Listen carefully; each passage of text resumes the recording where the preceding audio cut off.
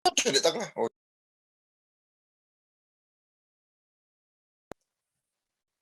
Assalamualaikum warahmatullahi wabarakatuh. Selamat pagi. Kami di sini akan mempresentasikan hasil kerja kelompok kami tentang Sistem Engineering Management in DoD Acquisition. Baik, tolong di next.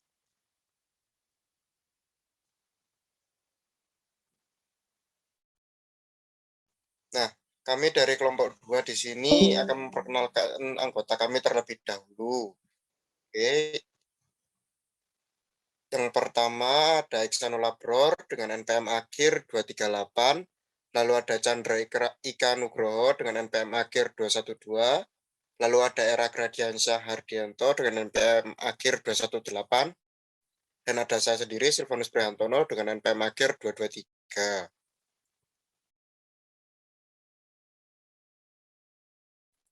Nah, pada kali ini kita akan membahas beberapa bab.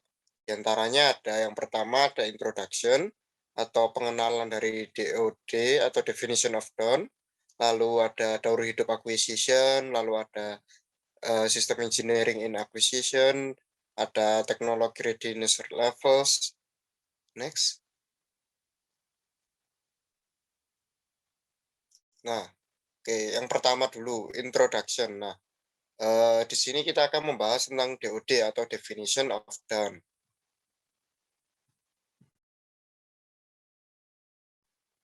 Oke.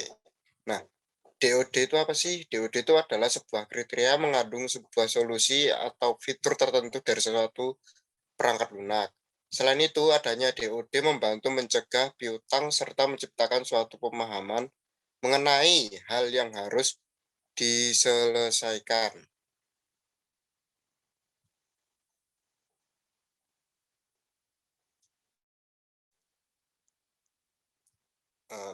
Next. Nah, acquisition definition of DoD atau definition of done. Nah, pada akuisisi ini adalah merupakan konsep untuk memenuhi kebutuhan nilai dari suatu organisasi, pertimbangan pengujian, kontrak, produksi, dan lain sebagainya dalam rangka mencapai tujuan akhir yang diperuntukkan. Lalu ada yang kedua yaitu dalam proses akuisisi ini mengenal 3 bidang, yaitu ada teknis dan kontrak manajemen.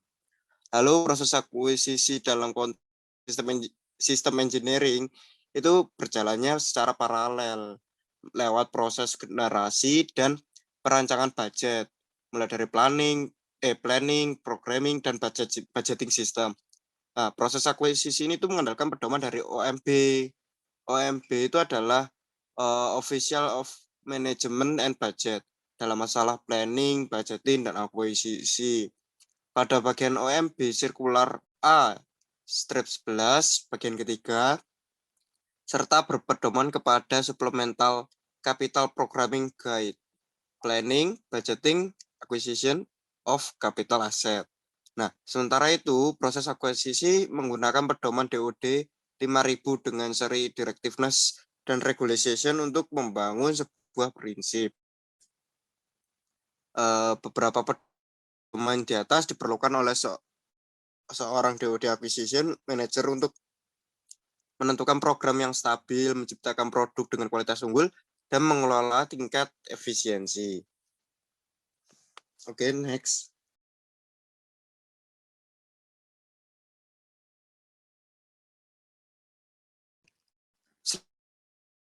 Ini ada daur hidup acquisition atau acquisition life cycle. Oke, tolong di next.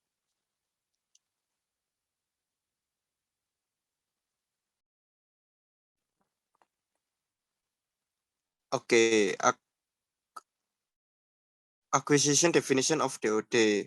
Yang urutan pertama ada konsep dan teknologi development, lalu ada sistem development dan demonstrasi, lalu ada produksi dan deployment, lalu ada yang terakhir sustainment dan disposal.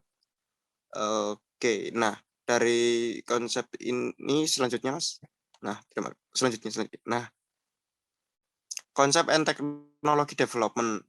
Fase dalam tahapan ini dapat dibagi menjadi konsep exploration yang merupakan eksplorasi konsep yang dibangun dari berbagai macam studi seperti business process re-engineering, market survey, lalu operational analysis, dan threat studies. Nah, untuk dari fase ini tuh diharapkan dapat memberikan output yang mampu membentuk konsep arsitektur yang layak. Tolong di next. Nah, konsep teknologi dan development ini merupakan sebuah langkah dalam mengeksplorasi konsep alternatif dengan mempertimbangkan penilaian kebutuhan operasional, risiko, serta tingkat yang bisa dijangkau. Dalam tahapan ini akan menentukan apakah kebutuhan yang telah diajukan mampu menangani risiko yang akan timbul dan menghabiskan biaya yang terjangkau.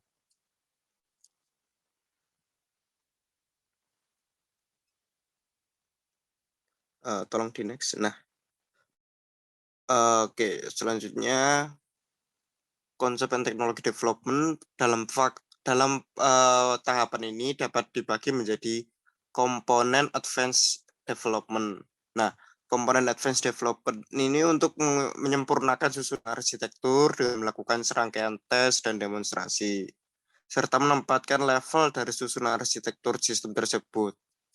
Nah, untuk output yang diharapkan dari fase ini adalah mampu untuk mengintegrasikan komponen dengan subsistem yang lain dan menjadi sistem yang lebih dewasa atau mandiri. Baik, tolong di next.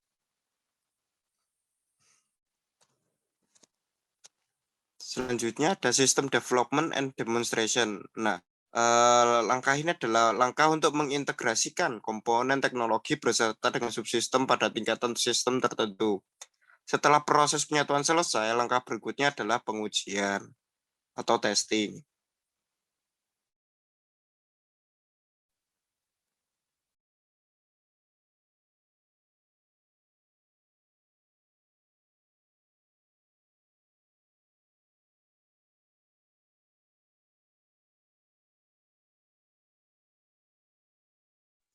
Oke, baik. Selanjutnya ada sistem development and demonstration. Jika sistem yang diuji belum sepenuhnya terintegrasi, maka akan memasuki tahapan sistem integration terlebih dahulu.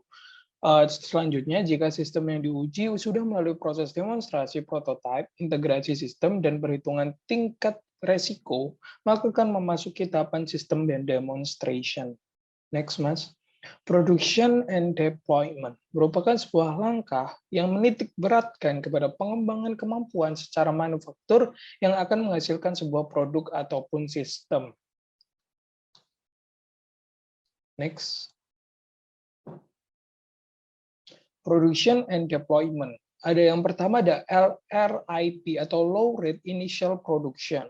Merupakan tahapan di mana benda yang akan diproduksi digunakan sebagai bahan pembuktian terhadap IoT dan Operational Test and Evaluation, dan LFT&A, Live Fire Test and Evaluation. Selain itu, kestabilan barisan produksi juga diperhatikan.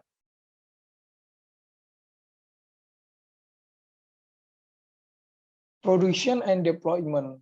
Production and deployment state merupakan tahapan melebarkan produk ke tingkatan full rate, produksi penuh, dengan melakukan uji coba kembali sampai meraih kondisi yang cukup serta menghasilkan produk dasar. Selanjutnya, sustainment and disposal merupakan kegiatan rekayasa sistem dalam fase lanjut difokuskan pada pemeliharaan kemampuan kinerja sistem relatif terhadap ancaman sistem. Jika muncul ancaman, maka sistem mungkin memerlukan modifikasi. Modifikasi harus disetujui pada tingkat yang sesuai agar perubahan yang dipertimbangkan disetujui. Perubahan akan mendorong inisiasi dari sistem baru, proses rekayasa untuk memulai siklus lagi. Yang pertama adalah sustainment, merupakan tahapan dalam menjaga kelayakan performa sehingga bisa mencegah terjadinya ancaman terhadap sistem. Yang kedua ada disposal, merupakan tahapan di mana sistem yang digunakan sudah mencapai batasnya, baik karena pengurangan performa atau terhadap kerusakan tertentu sehingga memerlukan validasi lebih lanjut kepada pihak yang bersangkutan. Yang ketiga ada system engineering and acquisition. Yang pertama, seperti yang dipersyaratkan oleh DoD 502-R, sistem proses rekayasa harus yang pertama, mentransformasikan kebutuhan dan persyaratan operasional menjadi solusi desain sistem terintegrasi melalui pertimbangan persamaan dari semua kebutuhan siklus hidup, yaitu pengembangan, manufaktur, pengujian, dan evaluasi, verifikasi, penyebaran, operasi, dukungan, pelatihan, dan pembuangan. Yang kedua, syaratnya itu pastikan kompatibilitas, interoperabilitas, dan integrasi semua antarmuka fungsional dan fisik, serta memastikan bahwa definisi sistem dan desain mencerminkan persyaratan untuk semua sistem elemen, perangkat keras, perangkat lunak, fasilitas, orang, dan data yang ada. Selanjutnya, yang nomor 3, mengkarakterisasi dan mengolah resiko teknis. Dan yang terakhir, atau yang keempat, menerapkan prinsip ilmiah dan prinsip rekayasa untuk mengidentifikasi kerentanan suatu sistem keamanan dan meminimalkan ataupun berisi jaminan informasi terkait dan resiko perlindungan keamanan. The concept and technology development phase terdiri dari 2 tahap, yaitu konsep exploration stage dan komponen advanced development stage. Nah, ini merupakan tadi penjelasan mengenai konsep exploration state dan komponen advanced development stage. Nah, untuk penjelasannya seperti ini. Konsep exploration state merupakan eksplorasi konsep biasanya dicapai melalui beberapa studi jangka pendek. Pengembangan studi ini diharapkan menggunakan berbagai teknik, termasuk proses rekayasa sistem yang menerjemahkan masukan ke dalam arsitektur konsep yang layak. Terdapat juga survei pasar, kegiatan bisnis proses, re-engineering, analisis operasional, dan perdagangan studi yang mendukung proses tersebut. Next, Mas. Baik, selanjutnya akan dijelaskan oleh teman saya, Ihsanul Abror. Baik, terima kasih Mas atas penjelasan sebelumnya. Sekarang akan memasuki komponen Advanced Development Stage. Komponen Advanced Development Stage merupakan tahap pra-akuisisi pengembangan dan biasanya ditandai dengan ekstensif keterlibatan DoD, Sains dan Teknologi atau SNT. Tujuan mendasar dari tahap pengembangan ini adalah untuk menentukan arsitektur tingkat sistem dan untuk mencapai pengurangan risiko kegiatan yang diperlukan, supaya bisa membangun keyakinan bahwa blok bangunan sistem sudah cukup didefinisikan dengan baik, diuji dan didemonstrasikan untuk memberikan keyakinan bahwa ketika saat diintegrasikan, ketika yang lebih tinggi, rakitan dan subsistem mereka akan melakukan secara handal. Next. Kegiatan pengurangan risiko seperti pemodelan dan simulasi, pengujian komponen, pengujian bangku, dan pengujian man-in-the loop ditekankan saat keputusan dibuat mengenai berbagai teknologi yang harus terintegrasi untuk membentuk sistem, yakni development stage. Next. System development and demonstration. Form keputusan untuk masuk ke sistem fase pengembangan dan demonstrasi SDND merupakan sebuah peristiwa milestone B, artinya pencapaian plan B. Ini merupakan komitmen pemerintah untuk mengejar program tersebut, masuk membutuhkan teknologi yang matang, persyaratan yang divalidasi, dan pendanaan. Pada titik ini, persyaratan program harus ditentukan oleh dokumen persyaratan operasional atau ORD. Fase ini terdiri dari dua tahap sistem utama, dua tahap utama, yakni integrasi sistem atau penggabungan sistem dan demonstrasi sistem. Next. Hasil dari fase SDND harus mendukung keputusan lampu hijau, artinya diperbolehkan produksi T-C, artinya pada milestone C. Karena itu, prosesnya dijelaskan di bawah ini mencerminkan kontrol konfigurasi pendekatan yang mencakup desain tingkat sistem atau baseline fungsional, desain awal akhir atau baseline yang dialokasikan, dan desain detail atau baseline produk awal. Next. Sustainment and disposal. Agar sebuah program memasuki fase siklus kehidupan sistem ini, tidak ada keputusan tonggak terpisah yang diperlukan. persyaratan fase sustainment tersirat dalam keputusan memproduksi dan menyebarkan sistem. Fase ini tumpang tindih dengan fase produksi.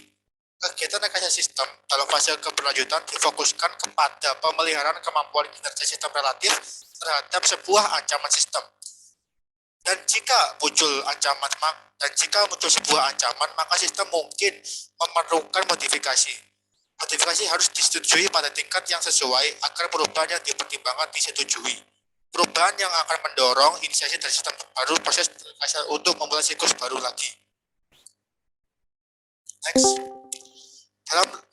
Dalam lingkungan perkembangan evolusioner, terdapat upaya berkelanjutan dalam pengembangan atau penyempurnaan persyaratan operasional tambahan. Siklus pengembangan baru dimulai dengan demonstrasi teknologi, pengurangan risiko, demonstrasi, dan pengujian sistem siklus. Next. Every development is different. Artinya setiap pengembangan adalah berbeda. Proses pengembangan merupakan proses yang fleksibel dalam aplikasi. Tidak ada akuisisi dalam sistem khas. Prosesnya didefinisikan untuk mengakomodasi berbagai kemungkinan dari sistem yang telah terbukti secara komersial dan sedang dibeli untuk digunakan militer, untuk sistem yang didesain dan dikembangkan dari awal. Jalan pengembangan bergantung pada tingkat kematangan teknologi yang dikerjakan. Biasanya sistem akan mengandalkan signifikan pada penggunaan dari pembuktian atau barang komersial. Kemudian proses dapat disesuaikan untuk menerima sistem untuk melewati fase atau bergerak lebih cepat dari tahap ke tahap di dalam fase. Next. Dalam domain teknis, definisi program dan upaya pengurangan risiko, program dapat disesuaikan dengan tepat. Hal ini merupakan peran sistem engineer untuk menasihati manajer program dari jalur rekomendasi yang harus diambil pengembang. Keputusan mengenai jalur yang tepat melalui proses yang sebenarnya dibuat dari MDA. Normalnya, berdasarkan rekomendasi program manager, program harus disesuaikan dengan perkembangan tertentu, baik arena rekayasa yang bagus maupun kebijakan DOD atau Definition of Done. Next. Summary points atau kesimpulan.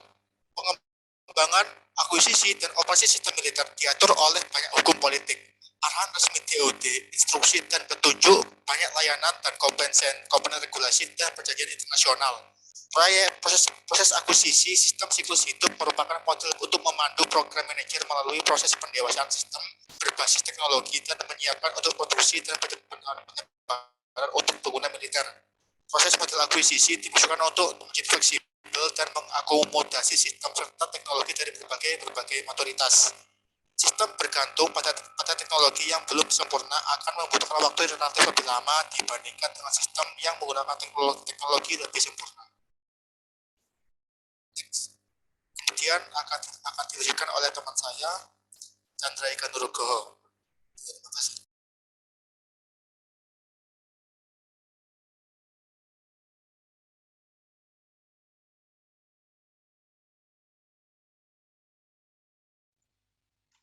Ya, di sini saya akan melanjutkan penjelasan dari Ihsanul Abror. Di sini materi keempat yaitu teknologi readiness level. Selanjutnya di sini ada 9 ya. Untuk yang pertama itu merupakan prinsip dasar yang diamati dan dilaporkan, di mana deskripsinya yaitu level terendah dari kesiapan teknologi. Penelitian ilmiah dimulai untuk diterjemahkan ke dalam properti dasar dari teknologi. Yang kedua yaitu konsep teknologi dan atau aplikasi dirumuskan. Saat penemuan dimulai, setelah prinsip-prinsip dasar diamati, aplikasi praktis dapat ditemukan. Aplikasi ini spekulatif dan tidak ada bukti atau analisis rinci untuk mendukung asumsi tersebut. Contohnya masih terbatas pada paper studinya. Untuk yang ketiga yaitu fungsi kritis analitik dan eksperimental atau bukti karakteristik konsep. Saat R&D aktif dimulai, ini termasuk studi analitik dan studi laboratorium untuk memvalidasi prediksi analitik secara fisik dari elemen teknologi yang terpisah. Contohnya termasuk komponen yang belum terintegrasi atau representatif. Yang keempat yaitu validasi komponen dan atau papan roti di lingkungan laboratorium. Untuk deskripsinya, merupakan komponen teknologi dasar diintegrasikan untuk memastikan bahwa bagian-bagian tersebut akan bekerja sama. Ini relatif rendah fidelitas dibandingkan dengan sistem akhirnya. Contohnya termasuk integrasi perangkat keras, ad hoc di laboratorium. Selanjutnya yang kelima yaitu validasi komponen atau papan roti di lingkungan yang relevan, di mana kesetiaan teknologi papan tempat memotong roti meningkat secara signifikan. Untuk komponen dasar teknologi terintegrasi dengan elemen pendukung yang cukup realistis, sehingga teknologinya itu dapat diuji dalam lingkungan simulasi. Untuk contohnya itu termasuk tinggi, kesetiaan, integrasi laboratorium komponen. Yang keenam yaitu model sistem atau subsistem atau demonstrasi prototipe dalam cara yang relevan lingkungan. Model representatif atau sistem prototipe yang jauh melampaui papan tempat memotong roti yang diuji untuk level 5, diuji di lingkungan yang relevan, mewakili langkah besar dalam demonstrasi teknologi, kesiapan, contohnya termasuk menguji prototipe dalam tinggi lingkungan laboratorium kesetiaan atau dalam simulasi operasional lingkungan.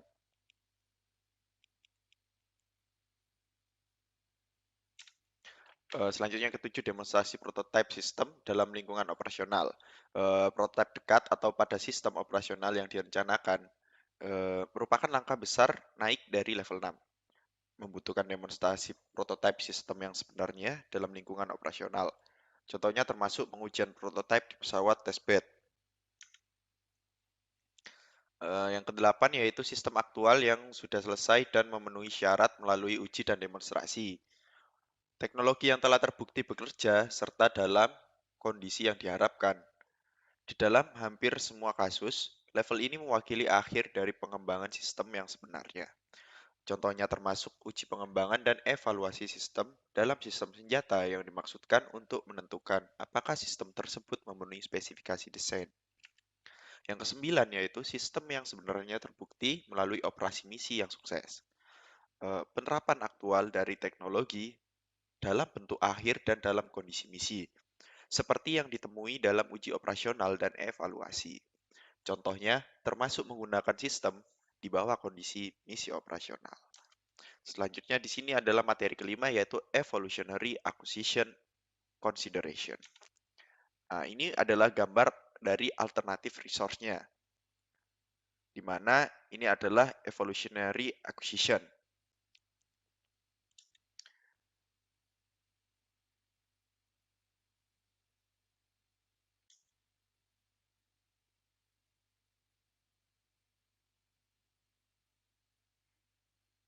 Sekian presentasi dari kelompok kami, kurang lebihnya mohon maaf yang sebesar-besarnya. Wassalamualaikum warahmatullahi wabarakatuh.